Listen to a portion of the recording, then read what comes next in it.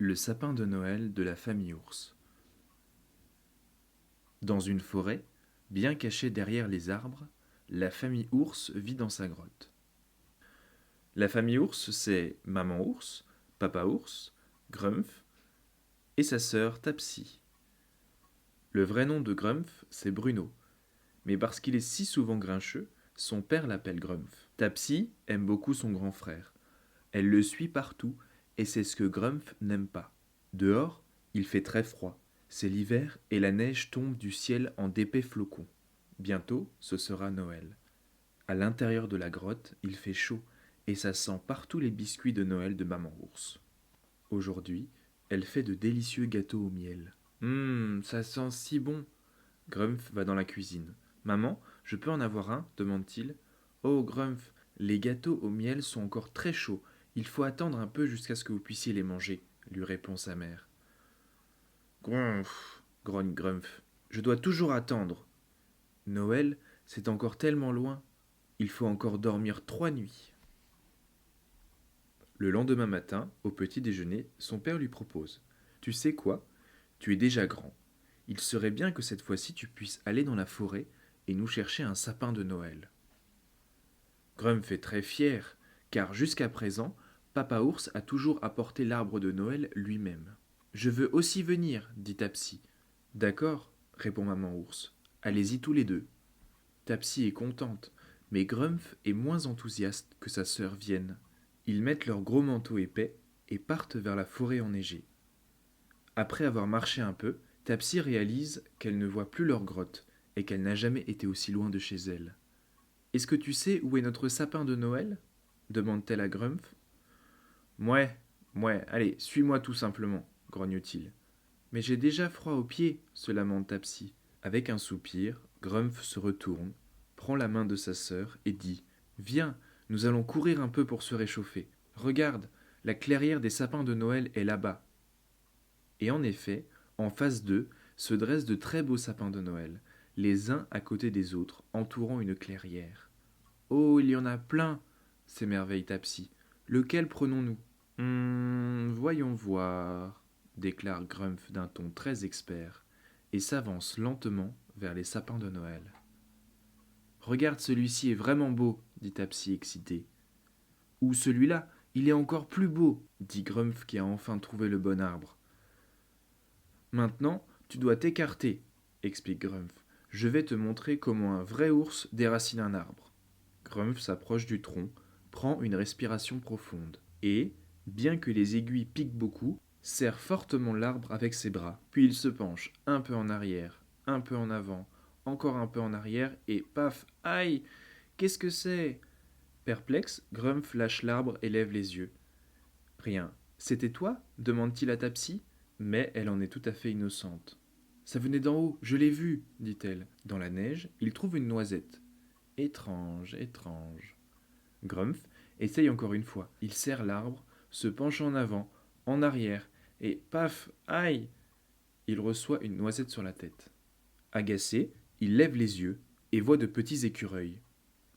Qu'est-ce que tu fais avec l'arbre? Nous ne pouvons même plus dormir en paix, crie furieusement un écureuil. C'est notre sapin de Noël, dit Tapsi. Grumpf dit alors courageusement. Je vais l'arracher maintenant et l'amener à la maison. Hors de question, gronde l'écureuil. Et tout d'un coup, des noisettes se mettent à pleuvoir sur les têtes de Tapsi et Grumpf. C'est notre arbre. Surpris, Grumpf et Tapsi rentrent en courant à la maison. Ils racontent alors à leur père toute l'histoire. Eh bien, nous allons voir, dit papa. Et il accompagne Grumpf et Tapsi à la clairière des sapins de Noël.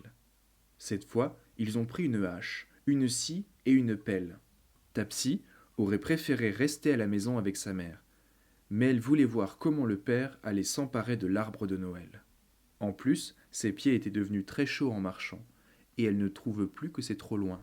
Quand ils arrivent à la clairière, on ne voit plus d'écureuils. Papa Ours regarde Grumpf et dit « Eh bien, ils sont où maintenant vos écureuils ?» Grumpf regarde autour de lui et dit « Mais ils étaient encore là !» Puis, Papa Ours va vers le sapin de Noël que Grumpf et Tapsi avaient précédemment choisi. À l'instant où il commence à scier, On entend paf, aïe. Papa ours se retourne. C'était toi, Grumph? Non, papa, dit Grumph en regardant vers le haut de l'arbre. Soudain, il apparaît de plus en plus d'écureuils armés de noisettes et de glands. Laissez notre arbre en paix. Maintenant, ils veulent le renverser. Partez. Puis, Papa ours, Grumph et Tapsi sont bombardés de noisettes et de glands par les écureuils fâchés. Papa ours est tout étonné. Tu vois, papa, dit Grumph. Tapsi hoche la tête. Ils sont là. Les écureuils continuent à lancer des noisettes. Puis, Papa ours appelle. Arrêtez, arrêtez. Nous voulons parler avec vous. Les noisettes diminuent. Oui? Vous vous excusez maintenant? Demandent les écureuils. Mais Papa ours secoue la tête. Non, nous avons besoin du sapin pour Noël. Pouvez-vous donc aller dans un autre arbre? Au lieu d'une réponse, les écureuils jettent des noisettes. Soudain, Tapsi a une idée. Elle tire la manche de son père et dit « Papa, on pourrait déterrer l'arbre et le mettre dans un seau. Et après Noël, nous le planterons à nouveau. » Papa ours secoue la tête d'avant en arrière. Il réfléchit. Déterrer un arbre? Cela signifie beaucoup de travail. Mais d'un autre côté, peut-être que les écureuils seraient d'accord. Dit-il en se grattant la tête. Puis il appelle à nouveau. Nous avons une idée. Nous pourrions déterrer l'arbre et le replanter après Noël. Vous voulez qu'on vous prête l'arbre pour Noël? Demandent les écureuils. Papa ours hoche la tête et les écureuils réfléchissent. Ils discutent entre eux pendant longtemps, jusqu'à ce que Grumph commence à avoir froid aux pieds. En plus, il n'est pas content que ce soit sa petite sœur qui ait eu cette idée. Et alors? Demande-t-il. Les écureuils de retour demandent. Est-ce que c'est sûr que vous nous rendrez l'arbre après Noël? Bien évidemment, répond Grumph. Et où irons-nous quand vous fêterez Noël avec notre arbre? Vous pouvez tout simplement venir et fêter Noël avec nous, suggère Tapsi. Elle regarde alors son père, effrayée par son propre courage. C'est possible, papa? Papa ours fronce les sourcils, soupire et finalement hoche lentement la tête. Oui, crie Tapsi toute contente.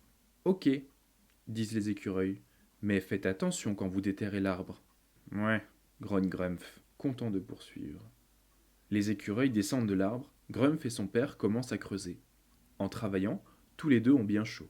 Mais finalement c'est fait, l'arbre est dans le seau. Ensemble, ils font leur chemin du retour. Papa ours porte l'arbre, la hache et la scie. Grumph la pelle et Tapsi veille à ce que les écureuils suivent.